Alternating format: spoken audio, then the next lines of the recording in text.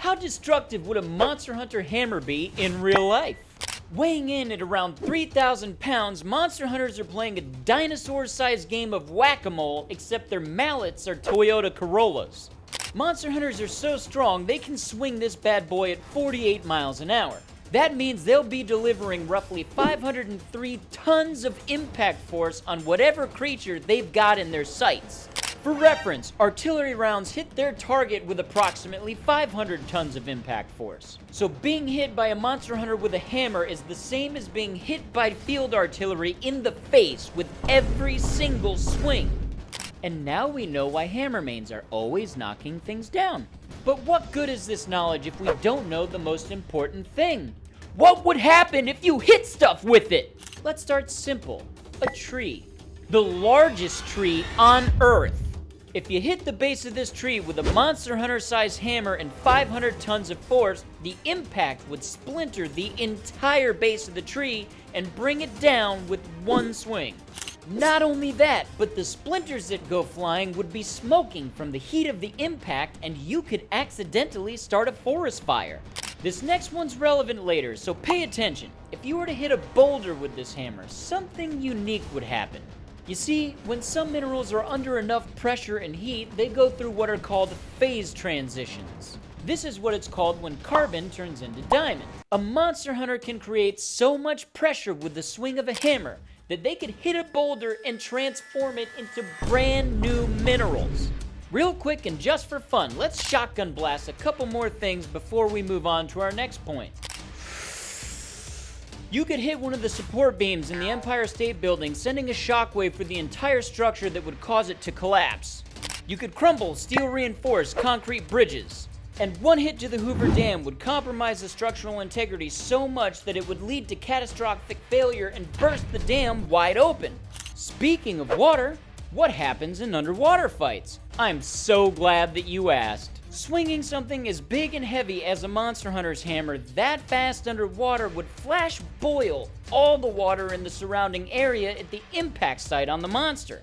The underwater shockwave you cause would create such devastating amounts of pressure that you would kill all aquatic life within 100 feet and disintegrate coral. Who needs to go fishing when this bad boy can give you enough fresh sushi to feed your family for a month? Enough about environmental damage. Let's talk monsters. Unarmored monsters are first, like Kungalala. When you hit this thing, you don't hurt it, you delete it. This is like swinging a wrecking ball at a watermelon. If you hit it right in the center, there's nothing recognizable left over. It would just be a pile of mush and bone fragments, and there's not a single unarmored monster in the games that could survive this. What about armored monsters like our homeboy Gravios? He's big and has scales made of literal stone, but let's be generous and say those scales are as tough as modern tank armor. That stuff is made to resist high-velocity rounds and shaped charges. But even that can't withstand 503 tons of blunt force focused into the tip of a hammer. The impact would dent, crush, and rupture layered armor plating and send a shockwave through the entire monster's body that would rupture organs, fracture bones, and collapse limbs. This kind of internal shockwave damage is the same reason that fighters can't do kidney shots, except this example is more like getting a kidney shot from Arnold Schwarzenegger's Terminator. You probably just don't have kidneys anymore. Considering our boulder reference, we could hit Gravios' scales so hard that they undergo phase transition and give our big boulder Birdie the bedazzle treatment. It's just a shame he'll be too dead to appreciate it. And a hit to the head is instant death for any monster in the game. But there are some monsters in the Monster Hunter world that could survive getting hit by the hammer. We're being a little generous here because this is still gonna break scales and bones, cause massive internal bleeding and excruciating pain. But the reason these guys survive these hits is their size. A few good examples are Delameter, Gogmazios, and Zoramagdaros. By comparison, this would be like us getting hit by a regular-sized hammer. A hit on the foot, wing, or side likely won't outright kill them, but it would still hurt really freaking bad, and a hit to the head would still be fatal. There's not a single monster that could survive a hit to the head by this hammer. Bonus round! What would happen if two hunters swung their hammers together and made them collide with full force?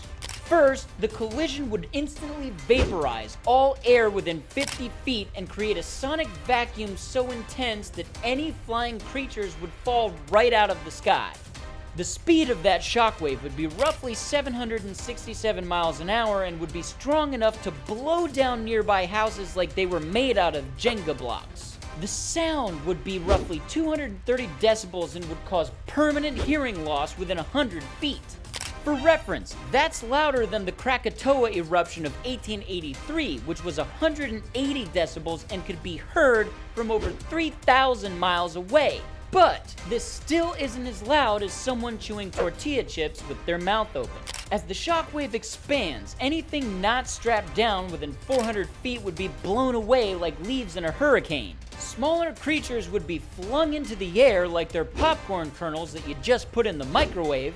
The impact would instantly superheat the metal on the hammers, leaving them glowing red hot, and the surrounding air would be heated to thousands of degrees Fahrenheit. That's hot enough to flash incinerate any combustibles nearby, like grass, wood, or small creatures.